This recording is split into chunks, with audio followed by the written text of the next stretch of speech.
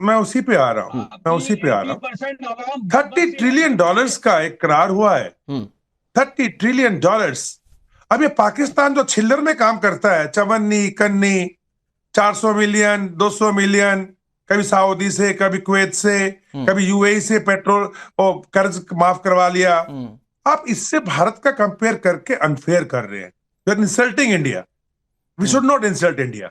और रही बात नदीम की, नदीम तो देखो, अनुराग, नदीम पढ़ा हुआ है, नदीम पढ़ा हुआ है पाकिस्तानी मदरसे से, और पाकिस्तानी मदरसे के अंदर जो इकोनॉमी है ना, वो AK-47 तक जाके खत्म हो जाती है। उसके बाद इनको इकोनॉमी नहीं पता होता क्या होता है। ये जिहादी लोग हैं जिनको 72 हुरों के बारे में मालूम है। लेकिन मैं ये बताना चाहूंगा कि अभी सबसे पहले यहाँ पे आए थे ब्रिटेन के प्रधानमंत्री, और उन्होंने किया है भारत के साथ में 1-to-1 डील। उसके बाद आए चांसलर जर्मनी के, डील हुई भारत के साथ में 1-to-1।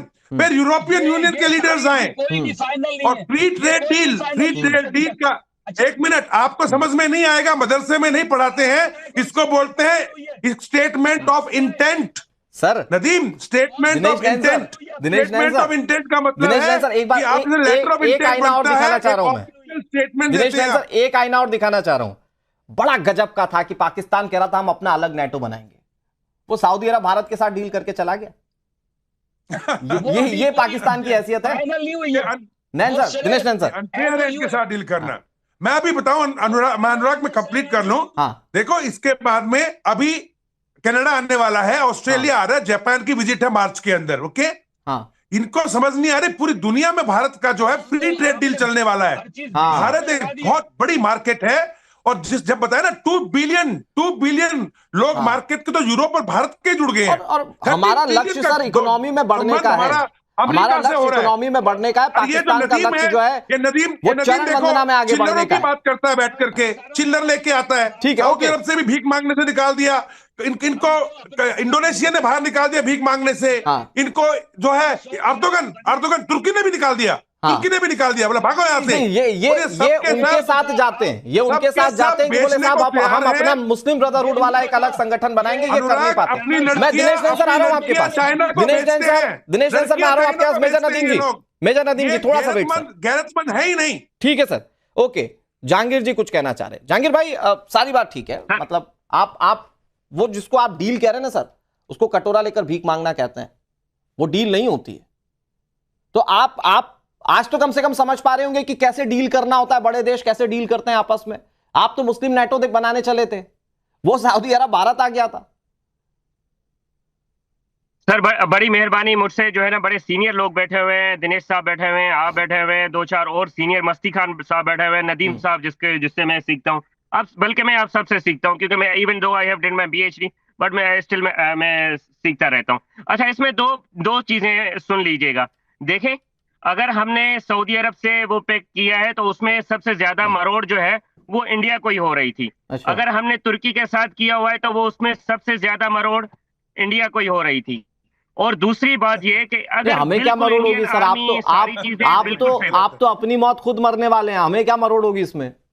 सर बिल्कुल आप भले मीडिया पे ये कह दें, सोशल मीडिया पे कह दें, लेकिन मीडिया को क्या कहते हैं? जाइए दुनिया में एक बार पता कीजिए पाकिस्तान की क्या स्थिति है। एयरपोर्ट पर कपड़वा उतारने वाला देश पाकिस्तानी नहीं, जिसके पाकिस्तानियों के कपड़े उतर जाते हैं एयरपोर्ट पर। UN चार्टर, ठीक है, रियलिटी जो है ना, रियलिटी बहुत डिफरेंट है सर। देखें, मैं वही तो कह रहा हूं कि वो चश्मा जो है ना, मोटा सा जो चश्मा लगा रखा है आपने जहांगीर भाई, वो चश्मा उतार कर देखिए रियलिटी क्या है। हाँ, अब देखिए पाकिस्तान दिख रहा है आपको? सर मैंने उतार लिया। हाँ, अब दिख रहा है पाकिस्तान, अब दिख रहा है पाकिस्तान की असलियत दिख रही है। आतंकी संगठन पलते हुए दिख रहे हैं पाकिस्तान में, आपको आतंकी संगठन पलते हुए दिख रहे हैं। मुझे 1 मिनट दे देना। और सुनिए साहब, अगर चश्मा लगाने और उतारने के बाद भी सही नहीं दिख रहा तो अच्छे डॉक्टर को दिखाइए, हो सकता है पाकिस्तान में ना हो तो दूसरे देश में जाकर दिखाइए। और अगर उसके बावजूद मुगालता तो मुगालते के कोई इलाज नहीं है। मेरे जहांगीर भाई 1 मिनट मुझे दे दें, शायद आपको अच्छे से तस्वीर में दिखा दूंगा। अच्छा चलिए लाइए, तस्वीर ही दिखाइए आप। सर जो राहुल गांधी साहब कह रहे हैं, तो वो बुक क्यों नहीं पब्लिश आप करते? वो बुक क्यों नहीं पब्लिश करते? वो हमारे देश का आंतरिक मामला है और हमारी देश की सुरक्षा के लिहाज से जो ठीक होगा। यहाँ की सरकार के साथ राहुल गांधी भी खड़े हैं, यहाँ की सरकार के साथ हर विपक्षी पार्टी खड़ी है। देश सुरक्षा में पाकिस्तान वाला हाल नहीं है हमारा। सर खड़े रहे, मैं ये नहीं कह रहा कि आपके तेजाब पे आपकी जो है ना वो सही से नहीं उड़ती। अभी narrative ठीक है, मैं ये नहीं कह रहा कि narrative आपके कुछ ईरान और में है। जो बजट पहुंच होता गया था, राहुल 400 गांधी पे। करोड़, आप जो है इंडिया narrative नहीं, क्योंकि मत इनके पकड़ो पास यार। पाकिस्तान पर बोलने के लिए नहीं है ना सर। 2016 से अब तक लश्कर तैयबा को पालने वाला देश ये आपकी वो इंटरनल किस बारे में बात करेगा? सर देखें किस नवियत पे चले गए आपने? नैरेटिव क्यों ईरान से बदल रहे हो? चाबार से 400 करोड़ का पाकिस्तान बजट में क्यों बताओ हटा कितने दिया? कटोरे लेके आपके शहबाज शरीफ ने बोला कि हम तो सिर झुका के भीख मांगते हैं। हम्म। शहबाज शरीफ बोल रहा है, आपका प्रधानमंत्री। हमने तो नहीं बोला। आपके आसिम मुनीर ने जाके बोला कि आप डंपर हो, कचरा, जो है कचरे का आपके डब्बा, तेजस, आपके कचरे का राफेल, ट्रक हो आप। आपके जो है मैंने तो नहीं बोला। सारे उड़ा के अब ले गया, आपके सर। लोग आपको कचरा बोल रहे हैं, ये आपके लोग आपको भिखारी बोल ठीक रहे है, हैं। दिनेश नायन सर, के लिए आप आके दिनेश नायन सर एक बार सुन लेते हैं। कर रहे हो। ठीक है, बस ओके। समझ में नहीं आ रहा। जहांगीर भाई जल्दी से जल्दी से अपनी बात कह हम क्या लीजिए। बातें करते हो जहांगीर वो भाई? तस्वीर दिखाइए जहांगीर भाई। मत करो। से भागे। देखिए दिनेश नायन सर ने तो एक तस्वीर दिखा दी ना जिसमें आपका प्रधानमंत्री खुद रो रहा था कि साहब हमें भीख मांगना पड़ता है। आप जरा तस्वीर दिखाइए पाकिस्तान की। क्यों क्यों क्यों आप जो है आर्मी चीफ का बुक क्यों नहीं पब्लिश कर रहे? अरे क्यों साहब वो हमारे देश का आंतरिक मामला, आपका क्या लेना देना उससे? उसकी छोड़ो तुम रोटी तो खाओ। अरे भाई हमारे देश के आर्मी चीफ ने यह भी तो बताया ना कि चाइना कुछ नहीं कर पाया हमारा। जिस चाइना को आपने सीपीईसी के लिए पूरी पाकिस्तान की जमीन दे दी, वहां पर चाइना कुछ नहीं कर पाया। ठीक है, okay. Colonel US Rathore sir, colonel US Rathore sir, ये इन्होंने एक बार चश्मा ऐसे निकाला फिर पहन लिया। इन्होंने क्या देखा क्या नहीं देखा ये इनके ऊपर है। लेकिन पाकिस्तान आज क्या समझ पा रहा है कि वो जिस तरीके से अपनी डिप्लोमेसी चला रहा है उसमें सिर्फ उसके पास चरण वंदना के अलावा कोई दूसरा विकल्प नहीं है। चाहे वो सऊदी अरब की चरण वंदना कर ले, चाहे वो अमेरिका की कर ले, और फिर भारत और अमेरिका की ट्रेड डील पाकिस्तान के लिए करारा तमाचा उस लिहाज से। देखिए, मुद्दे से हम भटक गए हैं थोड़ा जी। बात यह है कि पाकिस्तान की जो दिली ख्वाहिश है वो है भारत से बराबरी करना, और भारत से बराबरी करते करते उसने 4 जंगें लड़ी, अपने मुल्क को बेहाल कर लिया। जो मेरे दोस्त बैठे हैं सब इस बात को मानेंगे कि उनकी आज हालत कहां पहुंच गई है। प्रॉब्लम इसकी नहीं है, प्रॉब्लम उसको हो रही है कि इन सारे देशों से, जो मुल्कों से हमारे ताल्लुकात हो रहे हैं, डील्स हो रही हैं, पाकिस्तान को उसकी परेशानी हो रही है, सबसे बड़ी परेशानी। अभी शहबाज शरीफ गए थे पीओके की असेंबली में और कहा था कश्मीर आजाद होगा और वो मिल जाएगा करके, और उधर से आपका अमेरिका का नक्शा आ जाता है, उसमें दिखाया जाता है भारत का हिस्सा।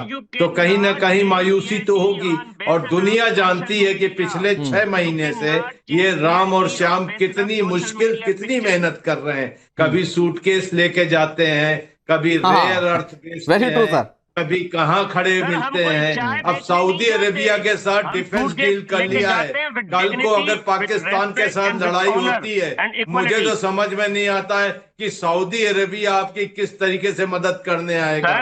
लेकिन चलिए, बात अलग है। मैं ये कहना चाहता हूँ, छोटी सी बात, लास्ट 1 मिनट, मैं 1 मिनट जहांगीर भाई थोड़ा सा वेट कर लीजिए। 1 मिनट जहांगीर जी सुन लीजिए। मैं ये कहना चाहता हूँ कि $40 बिलियन का ट्रेड वॉल्यूम है इंडिया पाकिस्तान के साथ एनुअली। मैं नहीं कह रहा हूं, वर्ल्ड बैंक की रिपोर्ट कह रही, जिसके प्रेसिडेंट को अभी आपने होस्ट किया था, उसकी भी चरण वंदना कर रहे थे।